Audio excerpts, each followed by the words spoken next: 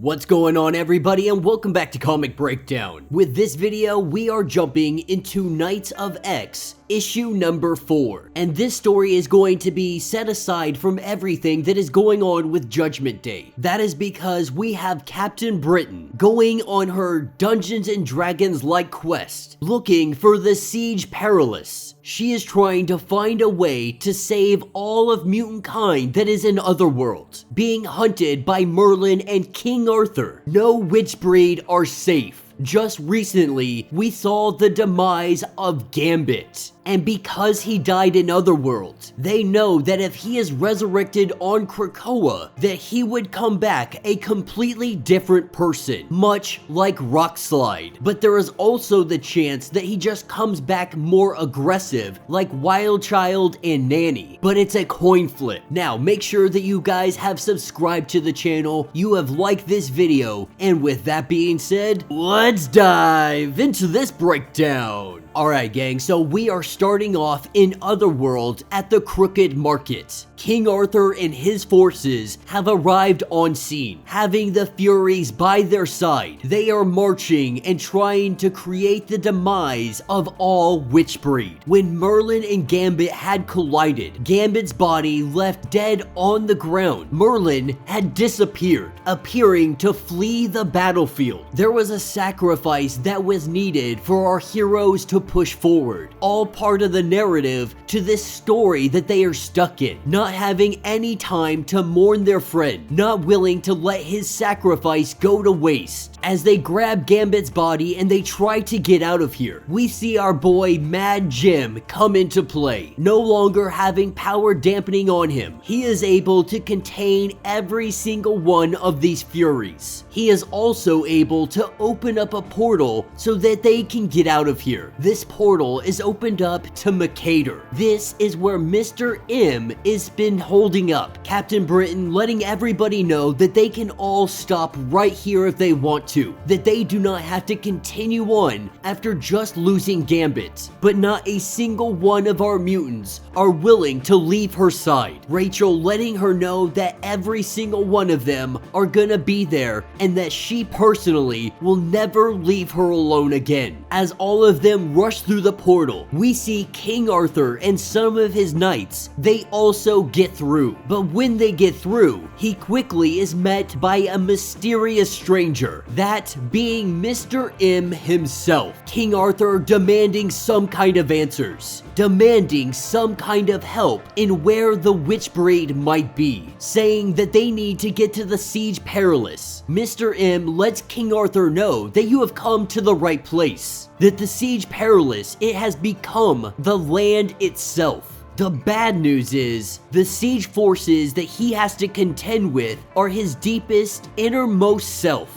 And for King Arthur, he is a horrible person. As Mr. M pushes King Arthur into the mud, we see that our heroes, one by one, they are all out here alone in the middle of this mud, and they are also met with themselves, with their deepest fears, each of them battling their own personal demons, or they are seeing their greatest love. From Megan to Mordred to Richter, even Betsy fighting off the entire Captain Britain Corps. As our heroes struggle to defeat themselves, we are taken to Roma, Saturnine, and Shogo. After witnessing the death of Gambit, this young dragon is furious, wanting vengeance, wanting some kind of blood. Roma and Saturnine have been training this dragon to do some kind of task, to be everything that this dragon could be, but they also have some kind of plan underneath the surface, with Shogo having a fire lit inside of him, unwilling to waver. We have Saturnine and Roma who jump onto his back and they head into battle. As they do so, Merlin and his forces watching from the outside, seeing this dragon lift off into the air, Merlin commands them to follow. Now this is what takes us over to Rachel Summers. sitting here in a meditative state. She is witnessing a little bit of everything going on, knowing exactly what Saturnine and Roma are up to. She says that she will be damned if she sees them put Betsy in some kind of chain connected to them in every timeline. This is when she is let known that she has a job to do, being able to see the truth of this timeline. This timeline is needing her, not fully understanding what is going on. What she is being told is that Betsy needs you. Without hesitation, she dashes out. Now, the thing about this Rachel Summers, this is the one from Earth 811. At one point in time, a Phoenix host and a very powerful psychic. She had escaped her grim home timeline, and she is a multiversal anomaly. She is lacking variance across the timeline. While there are other children of Scott Summers and Jean Grey named Rachel, they are not versions of the same person. That makes her a very exceptional time traveler, being a founding member of Excalibur for 616 and working side by side with Brian Braddock. She did get cast into the distant future, into the 37th century, a future where Apocalypse ruled with an iron fist. When she joined the rebellion against Apocalypse, this rebellion, it had failed, and in its failure, she became a traveler. This is when she traveled and found a group known as the Ascani, individuals that had sworn to preserve mutant kind not only in the present, but to create a timeline where they are permitted to thrive. They also understood that there was a possibility they would be erased because of this. And so as they work towards this goal via time and space travel, a power that still persists with inside Rachel Summers, a unique ability known as chrono skimming. It also lets her see into the recent past. Chrono skimming allowing Rachel to identify those from other realities and see their timelines. And so we can see how much of a major role she can play with mutant kind moving forward. One by one, she begins to rescue all the Knights of X. From Julio to Shatterstar, all the way to Bay the Blood Moon. She gathers everybody together. Everybody except for Captain Britain, shooting off a blast of energy into the sky. This is a flare to bring her home, not taking long for her to arrive on scene. Betsy does ask Rachel why you are looking at me in that manner. Without any hesitation, we see Rachel go up and she kisses Betsy, with butterflies beginning to surround them in a circle. These butterflies are coming from Mr. M, asking these heroes if they are here for the Siege Perilous. He tells Betsy and the others that they must wait, that one of the knights are about to arrive shortly, hoping, believing that maybe this might be Gambit. While that may be disappointing that it is not, it is Shogo, the dragon making his way here, Roma and Saturnine riding on his back. He is currently being pursued by Merlin and all of his forces. Captain Britain being told that if she tires of quests, if she would like to end this in battle, then her wish will be granted. And that will be the end of this issue. So let me know what you guys think down in the comments. This one definitely a lot of fun. The highlight was most definitely on Rachel Summers, the one from Earth 811, having such a unique power and ability. Like they said, she is a true anomaly, making her a very stable time traveler, and her powers being so very unique. She is a huge asset to Captain Britain and the Captain Britain Corps, and it does appear that Gambit is dead. Now, I haven't read anything when it comes to the solicitations for the Gambit series that is going to be coming up here soon, but we can assume that Gambit probably isn't dead. If he's going to have his own self-titled untitled X-Men title coming up soon. We're gonna see what happened to him when he did collide with Merlin. Or maybe quite possibly, we could see Gambit resurrected, but much more aggressive, much more violent than he was before. I am very excited to see where his story is going to go. I am also glad that Knights of X is going to be set apart from Judgment Day. While a lot of the lines are really going to be crossing over with Judgment Day and everything going on with the Eternals, this one stands aside very uniquely, being our Dungeons and Dragons-like story. Through magic and fantasy alike, anything is possible. From death to resurrection, we could see anything truly happen. And so with someone like Gambit dying, it does raise a tiny bit of concern. But when magic is involved, truly anything can happen. So let me know your thoughts, let me know your theories. If you would like to get caught up on everything going on with the Knights of X, be sure to check out the link in my description as well as the top of this video. It will get you completely caught up on everything going on with this series.